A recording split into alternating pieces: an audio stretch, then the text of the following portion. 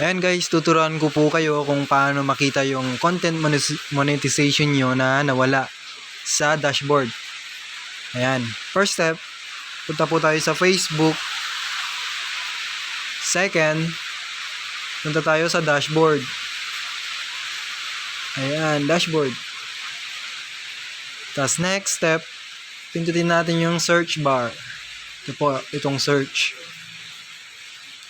Then next step, pindutin natin dong eligibility requirements for ads on Facebook Reels. Ito po. Ayan. Dito nyo po makikita yung content monetization nyo na nawala sa dashboard nyo. Ito. Hindi pa ako monetize guys, kaya ganito yung setup sa Facebook. And guys, thank you for watching. Huwag nyo kalimutan mag-subscribe.